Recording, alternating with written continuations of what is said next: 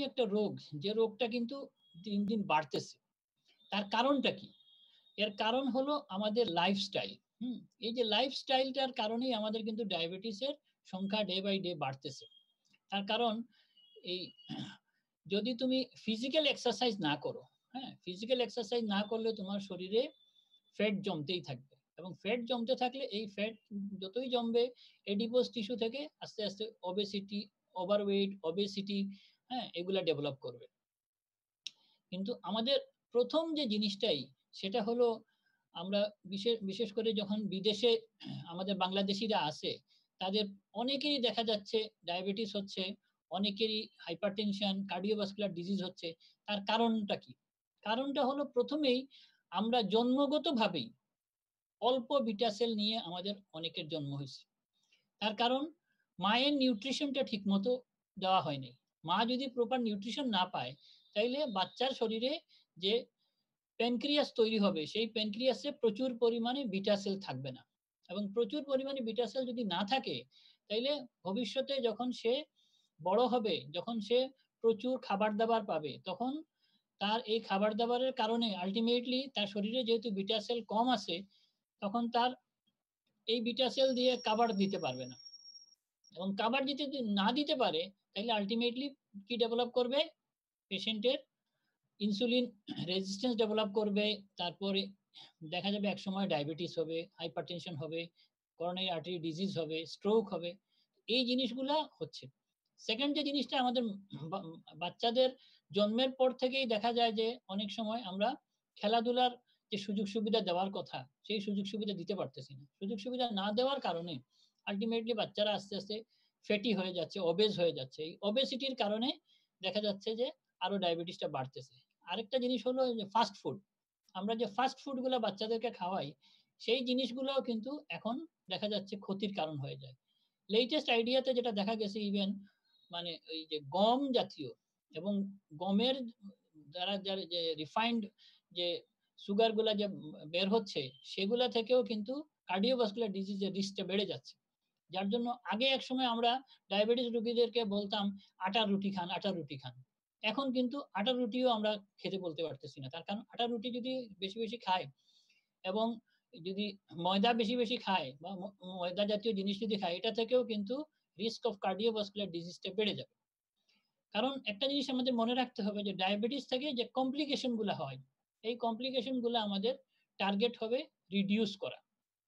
যতটুকু পারা যায় ডায়াবেটিসের কমপ্লিকেশন গুলো রিডিউস করা, কারণ ডায়াবেটিসের ম্যানেজমেন্টের উদ্দেশ্যই হলো যে আমাদের কমপ্লিকেশন যত রিডিউস করা যায়। কমপ্লিকেশন কি কমপ্লিকেশন হয় তোমরা সবাই জানো যে কিছু মাইক্রোভাস্কুলার কমপ্লিকেশন আছে, কিছু ম্যাক্রোভাস্কুলার কমপ্লিকেশন আছে। মাইক্রোভাস্কুলার কমপ্লিকেশনের মধ্যে কি আছে? Retinopathy, neuropathy, nephropathy. হ্যাঁ, বাংলাদেশে এই যে ডায়াবেটিক নেফ্রোপ্যাথি কিন্তু ক্রনিক ডিজিজের একটা বড় কারণ। ডায়াবেটিক নেফ্রোপ্যাথি, এই ডায়াবেটিক নেফ্রোপ্যাথি যদি আমাদের ঠেকাতে হয় তাইলে প্রথম থেকেই আমাদের ডায়াবেটিস ডায়াগনোসিসটা আর্লি করতে হবে। হ্যাঁ, আমরা এই মাইক্রোভাস্কুলার কমপ্লিকেশন ঠেকানোর জন্য আনডায়াগনোসড ডায়াবেটিক পেশেন্ট সারা দুনিয়ায় অনেক রোগী আছে যারা ডায়াবেটিস আছে কিন্তু জানেই না, আনডায়াগনোসড অবস্থায় আছে। আমাদের বাংলাদেশেও আছে। দেখা যাচ্ছে যে যখন তার কোনো কমপ্লিকেশন হয়, হ্যাঁ, ম্যাক্রোভাস্কুলার কমপ্লিকেশন বা অন্য কোনো কমপ্লিকেশন যখন হয় তখনই ধরা পড়ে যে তার ডায়াবেটিস আছে। এর আগ পর্যন্ত সে জানেই না যে তার ডায়াবেটিস আছে, এবং এই জানতে জানতেই তার অনেক কমপ্লিকেশন হয়ে যায়। এই জন্য আমাদের যাদের রিস্ক ফ্যাক্টর আছে তাদেরকে স্ক্রিনিং করা দরকার। স্ক্রিনিং করে করে খুঁজে খুঁজে বাইর করা দরকার। আমরা যখন জেনারেল প্র্যাকটিস করি তখন আমাদের মনে হয় যাদেরই রিস্ক ফ্যাক্টর আছে তাদেরকে আমরা টেস্ট করি, টেস্ট করে দেখি যে পেশেন্টের ডায়াবেটিস আছে কি নাই। কারণ অনেক পেশেন্ট আছে যারা এসিমটোমেটিক, বিশেষ করে টাইপ 2 ডায়াবেটিক এসিমটোমেটিক অনেকেই থাকে যাদের কোনো সিমটমই থাকে না, এবং যে সিমটমগুলো থাকে সেগুলো নন স্পেসিফিক সিমটম। লেথার্জি, ফ্যাটিগেবিলিটি, এগুলাকে অনেকে অত গুরুত্বই দেয় না, এবং গুরুত্ব না দেওয়ার কারণে ডায়াগনোসিসটা ডিলে হয়ে যায়, এবং ডিলে হওয়ার কারণে কমপ্লিকেশনও দেখা দেয়। হ্যাঁ, এবং এই কমপ্লিকেশনগুলো থেকে বাঁচাইতে হলে আমাদেরকে আর্লি ডায়াগনোসিস করতে হবে ডায়াবেটিসকে, এবং প্রথম থেকেই যতটুকু ম্যানেজমেন্ট করার সুযোগ আছে সেই ম্যানেজমেন্টগুলা করা শুরু করতে হবে। আচ্ছা, তো এখন কয় মিনিট গেল? শুরু করে দেই না?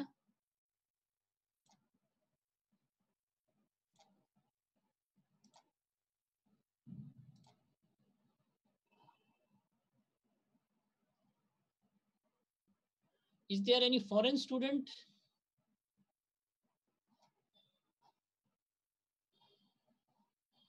Do you have any foreign student?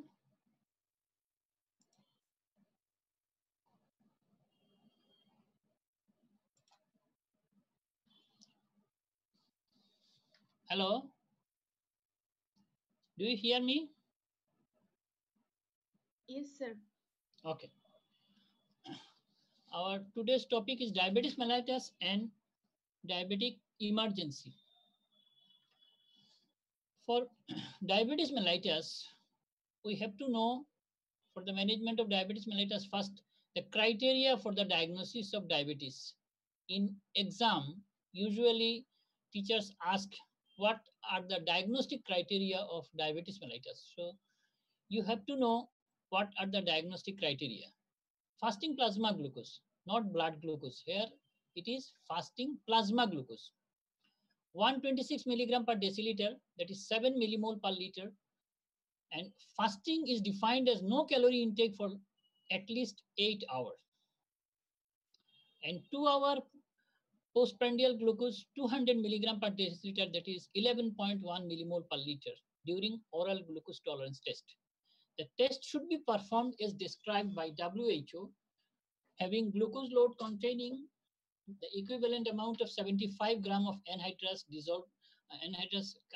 glucose dissolved in water,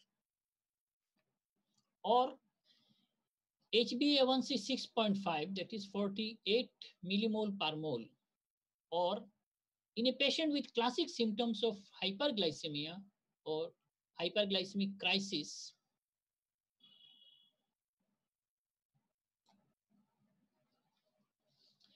a random plasma glucose 200 milligram per deciliter, that is 11.1 millimole per liter. In the absence of unequivocal hyperglycemia, the diagnosis requires 2 abnormal test results from the same sample or in 2 separate test samples. Criteria for defining pre-diabetes. In exam, our teachers ask what are the pre-diabetes condition. Pre-diabetes condition importance is that in this condition, if we help the patient, we can prevent diabetes, we can prevent cardiovascular mortality and cardiovascular diseases. Fasting plasma glucose 100 milligram per deciliter, that is 5.6 millimole per liter, to 126 milligram per deciliter, that is impaired fasting glucose. 2 hours postprandial during 75 gram of oral glucose tolerance test, 140 milligram per deciliter to 199 milligram per deciliter, or HbA1c 5.7 to 6.4. Fasting plasma glucose. Classification of diabetes mellitus. You know, type 1, type 2 diabetes mellitus, gestational diabetes mellitus, and specific types. Lot of specific types of diabetes. Present condition that COVID-19 infect the pancreas also. There is pancreatic injury, and some new diabetic patient we get during this COVID-19 epidemic due to pancreatic injury. So it is one of the specific type of diabetes which we have to keep in mind, and we have to do follow-up of these patients. You should know about the diagnosis of gestational diabetes mellitus. Gestational diabetes mellitus, there is 2 type of screening procedure. One is one-step strategy and another is 2-step strategy. In one-step strategy, we have to perform with 75 gram of oral glucose tolerance test with plasma glucose measurement when patient is fasting and at 1 and 2 hours. Usually this test is we do within 24 to 28 weeks of gestation.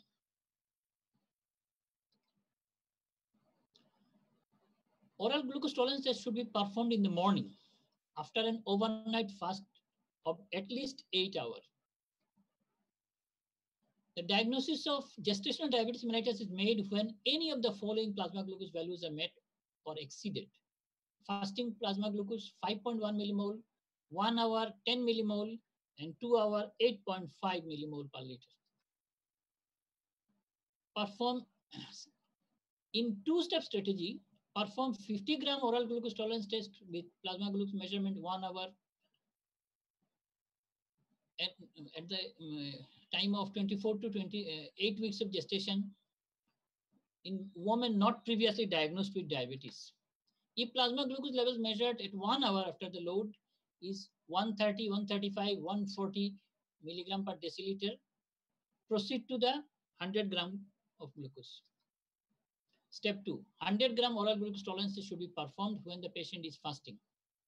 The diagnosis of GDM is made when at least 2 of the following 4 plasma glucose levels measured fasting and at 1, 2, 3 hours during oral glucose test are met or exceeded.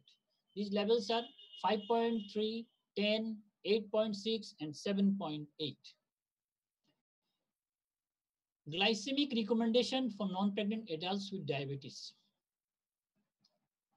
HbA1c 7. This is target. Okay. Non-pregnant adult diabetic patient, hemoglobin A1c should have target 7. Preprandial capillary plasma glucose 80 to 130, that is 4.4 to 7.2 millimole per liter. And peak postprandial capillary plasma glucose less than 180 milligram per deciliter, that is 10 millimole per liter. Here there is a change that previously we target postprandial capillary plasma glucose only, but now it is changed to peak postprandial. That is, peak postprandial starts from the start of the feeding breakfast 1 hour to 2 hours. This is the peak postprandial capillary glucose. More or less stringent glycemic controls may be appropriate for individualized patient. This target should be individualized. All patients should not have same target. Goals should be individualized based on duration of diabetes, age, life expectancy, comorbid conditions. Because if we do tight control of old age patient, there is risk of hypoglycemia and there is risk of coronary events. So also in young children, if we give tight control, then there is high risk of hypoglycemia. So we have to do individualization of the goal. The goal should be individualized also in known cardiovascular disease patient, advanced microvascular complications, hypoglycemia, unawareness. Long-standing diabetic sometimes developed hypoglycemia unawareness. In that condition, there is high risk of catastrophe like accidents, road traffic accident, history of fall, and also some cardiovascular events. So in this patient, we should not maintain tight glycemic control. Postprandial glucose may be targeted if HbA1c goals are not met despite reaching preprandial glucose goals. Postprandial glucose measurement should be made 1 to 2 hours after the beginning of the meal, generally peak levels in patients with diabetes. This is the latest development that postprandial glucose measurement should be made 1 to 2 hours after the beginning of the meal. Previously, we told that we have to measure after 2 hours, but now it is changed to 1 to 2 hours after the beginning of the meal. And this is the peak level of blood sugar. Now, we have to talk about the diabetic emergencies. Today's topic is diabetic emergency. Diabetic emergency is a vast topic, and we have to have some idea about these three topics at least: diabetic ketoacidosis, hyperosmolar hyperglycemic state, and hypoglycemia. Severe hyperglycemia, diabetic ketoacidosis, and hyperglycemic hyperosmolar state is an emergency. In this condition, emergency admission due to hyperglycemia remains some of the most common and challenging metabolic conditions to deal with. Severe hypoglycemia is characterized by significant hyperglycemia, that is glycosylated hemoglobin more than 10, fasting plasma glucose more than 250 milligram per deciliter, or random plasma glucose 300 milligram per deciliter is 16.7 millimole, or when symptomatic, that is sudden persistent weight loss, polyuria, polydipsia. In COVID-19 patients, we also have to manage this type of patients, and we should not make tight controls. In COVID-19 patient, we have to target a less stringent control. Diabetic ketoacidosis and hyperglycemic hyperosmolar state are biochemically different conditions that require different approach to treatment. Diabetic ketoacidosis remains an important to ensure that diagnosis is made only when all three components DKA are present. In addition, use of bedside monitoring of plasma ketone levels now drives treatment. In our country, plasma ketone levels still not available, but in Western world, they made it mandatory. More recently, in the UK, 2013, Joint British Diabetes Society inpatient group diabetic ketoacidosis guidelines have incorporated serum ketone levels, that is 3-beta-hydroxybutyric acid, beta-hydroxybutyric acid in the definition of diabetic ketoacidosis, because beta-hydroxybutyric acid is very important in diabetic ketoacidosis. With hyperglycemic hyperosmolar state, the treatment now focus on the use of fluid rehydration in the initial phase rather than insulin treatment. Because if you give properly fluid, then patient will improve. So we have to give first the fluid therapy, not insulin. Insulin should be given later on. Insulin should be given when glucose levels is not decreasing in spite of giving fluid. At that time, we should start insulin. But initially, we have to give fluid. Prevention of these states is always preferred, and this requires appropriate education of patients, carer, and healthcare practitioners on ongoing basis. Diabetic ketoacidosis, a medical emergency in which hyperglycemia is associated with metabolic acidosis due to greatly raised ketone levels. Here the ketone levels are acetone, acetoacetic acid, and beta-hydroxybutyric acid. This is one of the medical diabetic ketoacidosis is a hallmark of type 1 diabetes, but it may also occur in type 2 diabetes.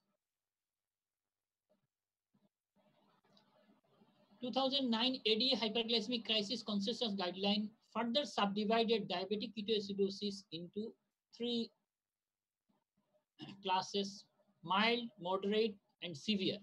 Mild diabetic ketoacidosis, if pH is 7.25 to 7.3, moderate 7 to 7.24, and severe less than 7 pH.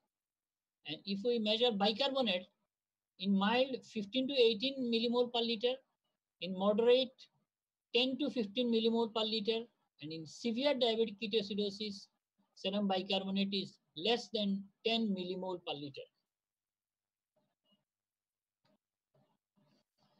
Precipitating factors of diabetic ketoacidosis. There are some like infections, mainly lower respiratory tract infection, urinary tract infection.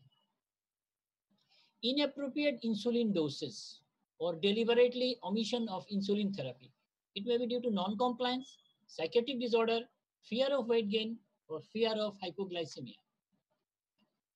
Some infarction, ischemia, like cardiovascular disease, acute coronary syndrome, There may be severe injury, hyperthyroidism, pregnancy, alcohol abuse, and other comorbidities like pancreatitis. Drugs, corticosteroid, some antipsychotic drugs, high dose of diuretics, sympathomimetic pentamidine. And nowadays, a new drug, sodium glucose co-transporter 2 inhibitor. It is another addition of diabetic ketoacidosis. It is euglycemic diabetic ketoacidosis. Here, blood sugar will be normal, but in ketonemia there will be, and ketonuria there will be, and this is a dreaded complication of use of sodium glucose co-transporter. This these findings again challenges the definition of diabetic ketoacidosis, because here blood sugar is normal, but there is ketoacidosis. Cardinal biochemical features of diabetic ketoacidosis is hyperketonemia or ketonuria. In our country, as we cannot do ketone body in plasma, so we depend on ketonuria. But that ketonuria should be more than 2 on standard urine stick. Hyperglycemia, that is blood glucose, should be more than 11 millimole per liter, that is more than 200 milligram per deciliter. And metabolic acidosis, that is venous bicarbonate less than 15 millimole per liter, or venous pH less than 7.3. Here I want to say that in ABG, arterial blood bicarbonate and pH is not very different than venous. So in ABG, in our ward, what we do? We do ABG. It may be done with arterial blood. It may be even done with venous blood. Anything you can use for detection of metabolic acidosis. So in our medicine ward, what we do? We do ABG, we do blood sugar, and we do urine for ketone body. In your exam, you have to keep your strip for examination of blood sugar, protein, and ketone body, because ketone body is also important, and we have to practice it in our day-to-day life. Cardinal biochemical features.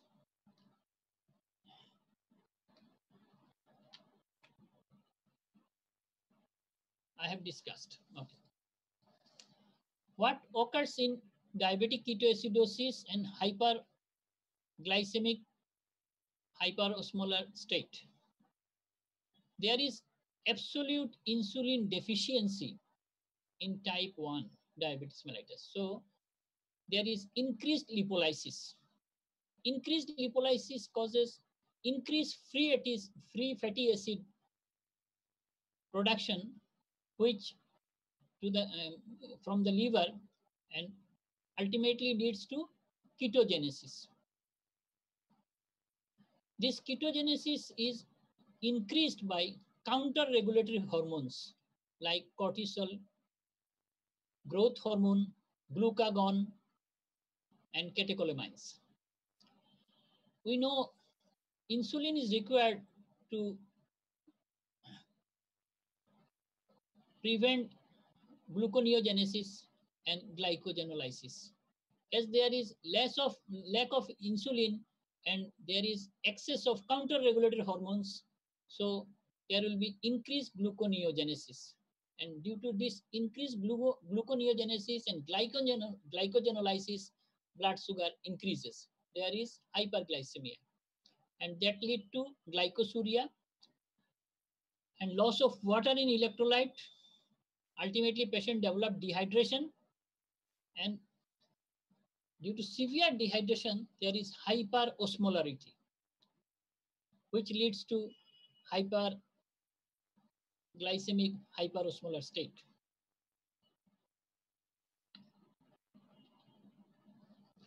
Average loss of fluid and electrolyte in adult diabetic ketoacidosis of moderate severity. You know, in Davidson, there is, you will get this data that usually 6 liters of fluid we lose during diabetic ketoacidosis. 3 liter is extracellular and 3 liter is intracellular. And with water, we lose sodium, chloride, and potassium. We have to replace it. Clinical features. Clinical features of diabetes ketoacidosis. Symptoms. If we take history of the patient, we will get polyuria, polydipsia, weight loss, weakness, nausea, vomiting, leg cramps, blurred vision, abdominal pain. This is a pictorial presentation of symptoms of diabetic ketoacidosis.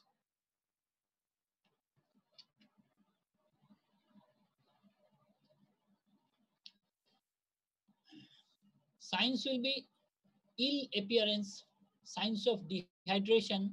There will be air hunger, that is Kussmaul breathing, decreased reflexes, characteristic smell of acetone, delirium, drowsiness, coma, hypotension, cold extremities, tachycardia, hypothermia, abdominal tenderness.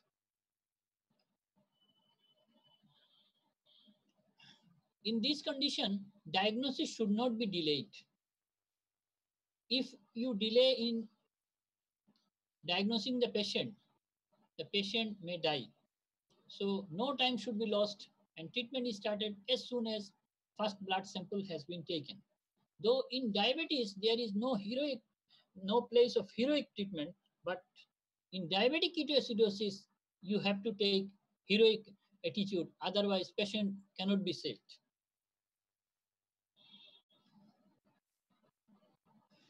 In clinical observation, you will get either patient has tachycardia or bradycardia.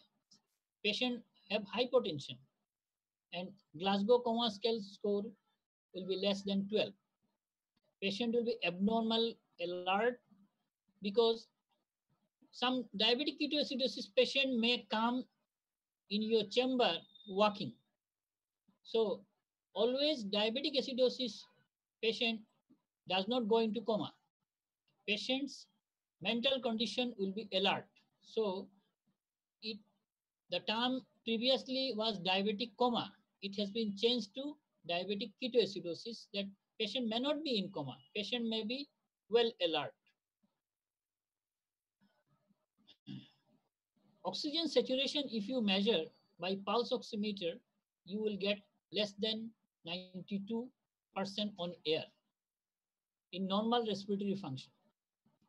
If normal respiratory function, if the patient has. In this regard, I want to say that now in COVID era, every doctor should have a pulse oximeter, because without a pulse oximeter, you cannot maintain your duty properly, because all patients need checkup of oxygen saturation. In diabetic ketoacidosis, if we have facilities to do ketone level of blood, that is plasma, that will be more than 6 millimole per liter. Bicarbonate will be less than 12 millimole per liter. Venous or arterial pH will be less than 7.1, and hypokalemia on admission. This is a condition where we can get hypokalemia, we can get even hyperkalemia, because due to acidosis, potassium comes out from the cell. Hydrogen ion enters into the cell and potassium come out in the extracellular space. So it may be either hyperkalemia or maybe hypokalemia. So we have to be cautious about this potassium level, because most of the patient dies due to potassium abnormality, and this leads to cardiac arrhythmia and death. So electrocardiogram is very important, and the cause of diabetic ketoacidosis, a good number of patients has infection. So infection screening should be done. Due to myocardial infarction, stroke, patient may develop diabetic ketoacidosis. So electrocardiography is also important to detect any coronary artery disease. Management. Management is very important because you have to keep in mind, just like acute coronary syndrome, that is myocardial infarction, we cannot waste time. Here also, we cannot waste time in diabetic ketoacidosis. Just after arrival of the patient, we have to establish IV access, assess the patient, and perform initial investigations. And we have to start sodium chloride, that is normal saline. If systolic blood pressure is more than 90 millimeter mercury, we have to give 1 liter over 60 minutes. If it is less than 90 millimeter mercury, we have to give more rapidly, that is 500 ml over 10 to 15 minutes. Then reassess. If BP remains less than 90 millimeter mercury, repeat. And if required, you can take advice from the senior doctors. In diabetic ketoacidosis, we have to commence insulin treatment. How we can give insulin? In insulin pump, in syringe pump, there is 50 ml syringe. So you have to take 50 unit soluble insulin in 50 ml of sodium chloride in syringe, 50 ml syringe infusion pump. And we have to give intravenously at the rate of 0.1 unit per kg body weight per hour. We have to continue subcutaneous basal insulin analog if patient is already taking. And we have to perform other investigations. Hourly, we have to do capillary blood glucose and ketone testing. But in our hospital, there is no facilities of ketone testing. So we do only capillary blood glucose. We do the urine ketone body by strip. We cannot test the blood ketone. If you have this strip, you can check along with capillary blood glucose. In good hospitals, there is electrolyte machine in the ward. And if you have that facilities in the ward, then you can do serum electrolyte to detect potassium level and bicarbonate level after 1 to 2 hours. And then every 2 hours for the first 6 hours. But in our hospital, this facility is still not available. So we have to take help from outside. The patient who can afford, we have to do this electrolyte estimation as much as possible. Plasma electrolytes every 4 hours then.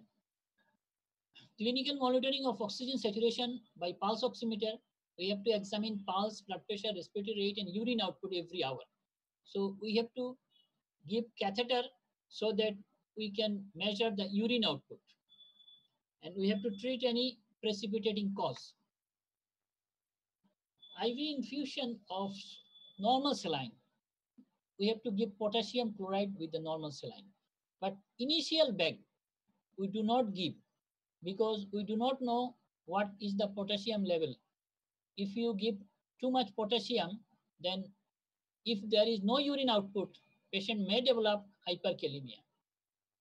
So we have to first ensure that there is urine output. If there is sufficient urine output,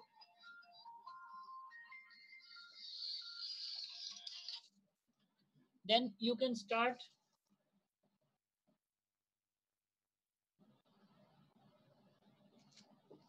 potassium replacement, because potassium replacement is most important in the management of diabetic ketoacidosis. If you do not correct the potassium, when you will give insulin, that time patient will develop hypokalemia, because when you give insulin, there is correction of metabolic acidosis by introduction of glucose into the cell. When glucose enters into the cell, it will take potassium with it. So extracellularly there is hypokalemia. At that time, if we do not replace, then there will be hypokalemia and cardiac arrhythmia.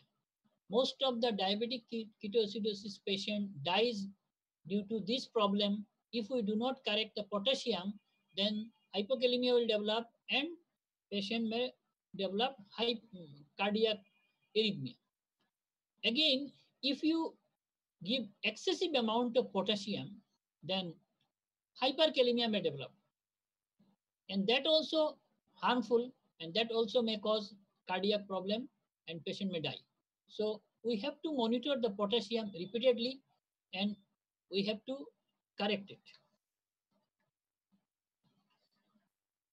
During management of diabetic ketoacidosis, we have to think about the intracellular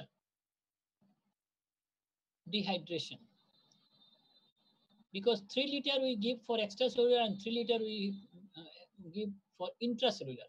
So when blood sugar plasma glucose falls below 14 millimole per liter, then we have to start 10% glucose to correct the intracellular dehydration. But be more cautious with the fluid replacement in older and young people, pregnant patients, and those with renal and heart failure. If plasma sodium is more than 155 millimole per liter, we have to add half strength normal saline, that is 0.45% sodium chloride. Here is the formula how we can correct the potassium level. If serum potassium is more than 5.5, no need of potassium in the normal saline bag. If it is 3.5 to 5.5, we have to give 40, that is 2 ampoule so KCl, that is potassium chloride, in each liter of fluid. If it is less than 3.5, we have to correct judiciously. So a senior review is required, because we have to give high dose of potassium at that time. Cardiac monitoring is very essential, because overzealous potassium correction may have the risk of cardiac problem. And one of our doctors died. His husband has given more potassium, and that potassium leads to cardiac arrhythmia, and she died. So we have to be cautious about correcting the potassium level. And for that, we have to do repeated ECG, and we have to repeat the electrolytes. Within 6 to 12 hours, what we should do? We have to assess the clinical status of the patient, glucose, ketonemia, and acidosis. And IV fluid replacement should be continued. Insulin administration should be continued, and we have to assess the complications of treatment, that is fluid overload. Any rapid correction may lead to cerebral edema, especially in children. If you do rapid correction, there will be cerebral edema. And on the other side, we have to avoid hypoglycemia. By 12 to 24 hours, ketonemia and acidosis should have resolved. How we can know that ketonemia has resolved? Blood ketone level will be less than 0.3 millimole per liter, and venous bicarbonate will be more than 80 millimole per liter. If patient is not eating and drinking, we have to continue IV infusion at the rate of 2 to 3, insulin infusion at the rate of 2 to 3 unit per liter, and we have to check repeatedly. Continue IV replacement and bicarbonate, biochemical monitoring should be done. If there is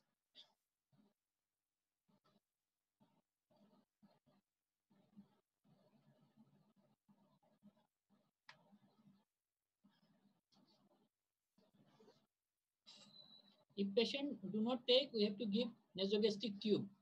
Or if there is persistent vomiting, we have to give nasogastric tube. Additional procedures we can do if our facilities are available: central venous line. If patient's cardiovascular condition is compromised, that is, if patient has cardiac problem, at that time we have to give the fluid judiciously, and central venous line in ICU we practice, but in general ward, medicine ward, we do not practice these things. We have to measure the arterial blood gas by ABG,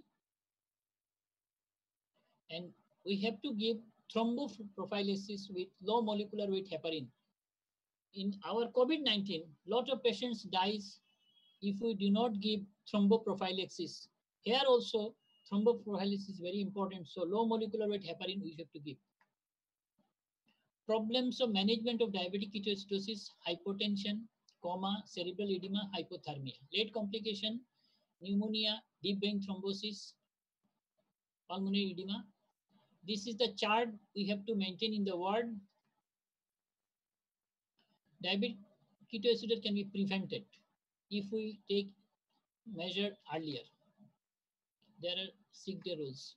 Now I have to go to hyperglycemic hyperosmolar state. It is a metabolic emergency in which uncontrolled hyperglycemia induces hyperosmolar state in the absence of significant ketoacidosis. Here you have to see that hyperglycemia in both the condition. Here is metabolic acidosis, here high serum osmolarity. In diabetic ketoacidosis, there is ketoacidosis, and here in hyperosmolar hyperglycemic state, there is absence of significant acidemia.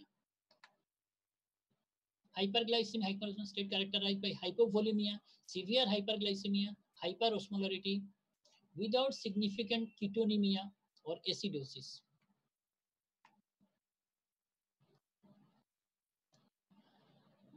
Predisposing or precipitating factors: inadequate insulin treatment or non-compliance, acute illness, infections like pneumonia, urinary tract infection, sepsis, stroke, myocardial infarction, acute pancreatitis, acute pulmonary embolism, intestinal obstruction, dialysis, mesenteric thrombosis, renal failure, heat stroke, hypothermia, subdural hematoma, severe burn, and endocrine condition like acromegaly, thyrotoxicosis, and Cushing syndrome.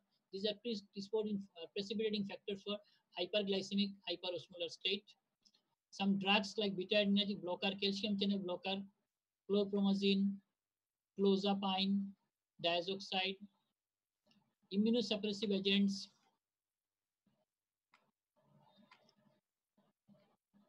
Here there is difference between the diabetic ketoacidosis and hyperglycemic hyperosmolar state.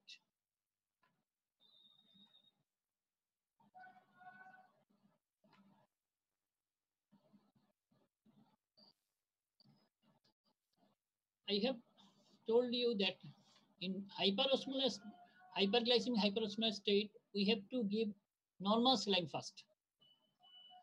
And it should be given as much required.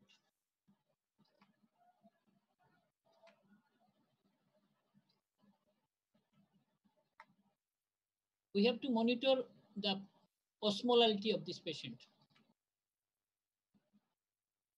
We have to monitor the urine output, and here also we have to give low molecular weight heparin and antibiotic if sepsis suspected.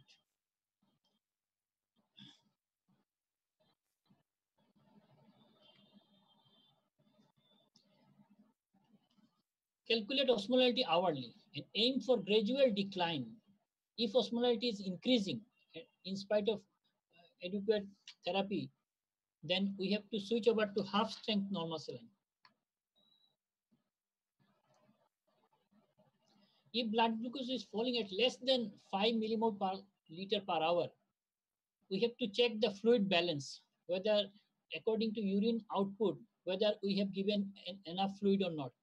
If adequate, then we have to commence low dose IV insulin. But initially we have to give only fluid, not IV insulin. Later on we will start IV insulin.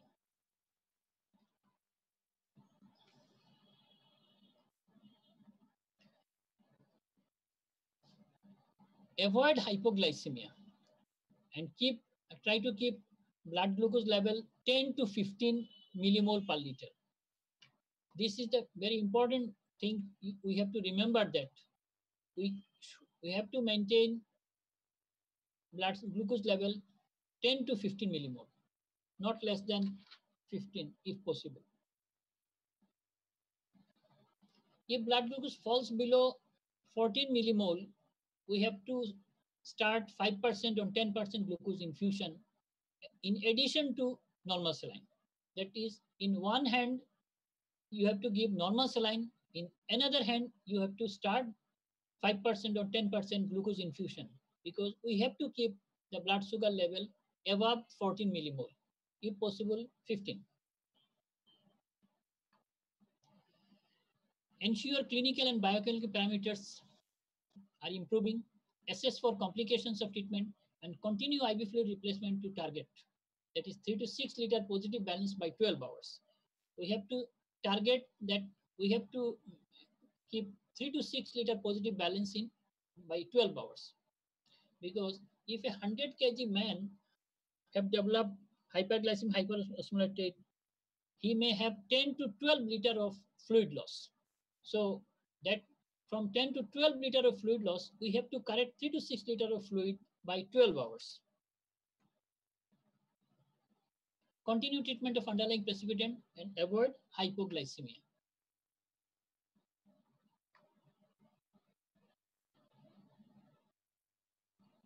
Continue IV insulin with or without 5% glucose and maintain blood sugar level 10 to 15 millimole per liter. Now, I have to tell about something about hypoglycemia. Classification of hypoglycemia. Level 1, glucose level less than 70 milligram per deciliter, but equal or more than 54 milligram per deciliter, that is 3 millimole. Level 1, that is less than 3.9, more than 3. We can remember by 4. That means hypoglycemia less than 4. So level 1 is 3.9 to 3. Level 2 less than 3. That is 54 milligram per deciliter. And level 3, a severe event characterized by altered mental or physical status requiring assistance for treatment of hypoglycemia. That means patient needs assistance from others and he has mental and physical altered mental status. That condition is level 3. In diabetic patient, hypoglycemia not only occurs in diabetic patient, it may be in non-diabetic also. That condition is known as spontaneous hypoglycemia. But most hypoglycemia occurs in diabetic patient. Diabetic people who has blood sugar level, plasma glucose level actually less than 3.9, that is 70 milligram per deciliter, it is known as hypoglycemia. Severe hypoglycemia, I have already told.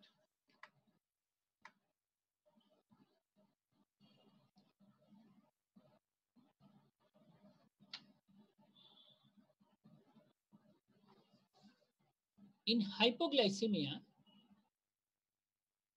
there is autonomic features that is palpitation, tremor, and other things which alerts us about the hypoglycemic events. If a patient has a long-standing diabetic, he may lose this response. Then some patients develop hypoglycemia unawareness. That condition is very dangerous because patient may not understand that he has hypoglycemia and he suddenly collapses and may develop cardiac complications. That autonomic features are sweating, trembling, pounding heart, hunger, anxiety, delirium, drowsiness, speech difficulties, inability to concentrate, incoordination, irritability, and anger. These things we have to tell all the patients before giving anybody insulin therapy or sulfonylurea like drugs and other anti-diabetic drugs, because every patient needs medical education about the hypoglycemia. When we give insulin therapy, we have to educate the patient as well as patient's attendant about the hypoglycemia symptoms and management. If patient develops level 2 or level 3 hypoglycemia, in Western world, they give glucagon injection. But in our country, we do not have glucagon, but other measures we can continue. Hypoglycemic symptoms differs with age. Children exhibit behavioral changes like naughtiness, irritability, while older people experience more prominent neurological symptoms like visual disturbance or ataxia. Hypoglycemia. If you suddenly try to control the blood sugar level having tight glycemic control, there is high risk of hypoglycemia. So all patients should not have strict glycemic control. The young who has long life expectation, we gradually moves towards strict glycemic control. But in old age, in children, we should not do rapid improvement in diabetes control. Otherwise, it will do more harm than good. At least we have to remember that hypoglycemia is more dangerous than hyperglycemia, because lot of patients having hyperglycemia survive for a lot of years before it is diagnosed. But if we suddenly start treatment and patient develops hypoglycemia, then it will do more harm than good. So we should not do sudden strict diabetes control.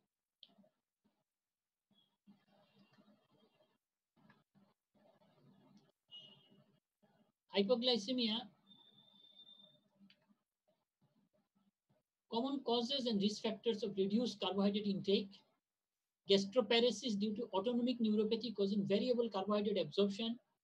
If patient has malabsorption like celiac disease, if patient has eating disorder, if after taking insulin, if patient has severe exercise, more exercise, then there will be more extraction of glucose from blood, and insulin both decreases the blood sugar level and causes hypoglycemia. If anybody take alcohol, that is another cause of hypoglycemia. Some patients die in bed due to hypoglycemia, which causes cardiac arrhythmia, especially in type 1 diabetes. 11 signs of low blood sugar at night, that is sweating, nervousness, shaking, weakness, extreme hunger, dizziness, headache, blurred vision, rapid heartbeat, muscle twitching, personality changes.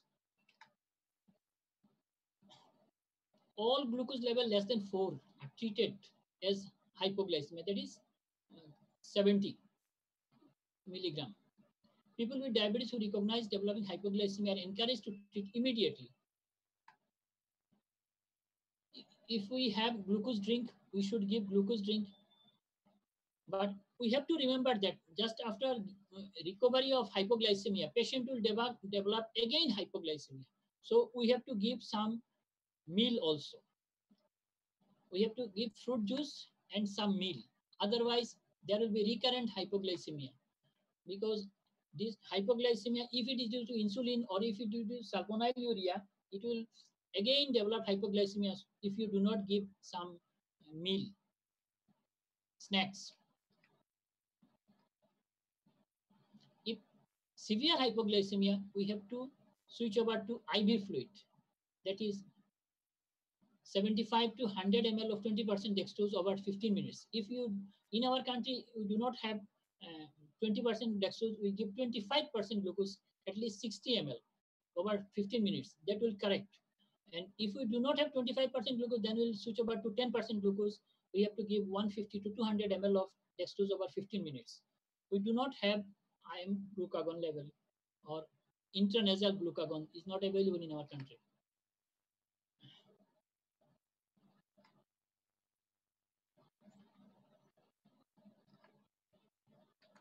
If patient is conscious, we can give honey to his buccal mucosa or any jam to buccal mucosa. That will also increase his blood sugar level. Then if patient has any position of sweets, we can give sweets also. but we have to monitor the blood sugar level 10 to 15 minutes interval. Hypoglycemia, for prevention, we have to educate the patient. These are the references. Thank you all.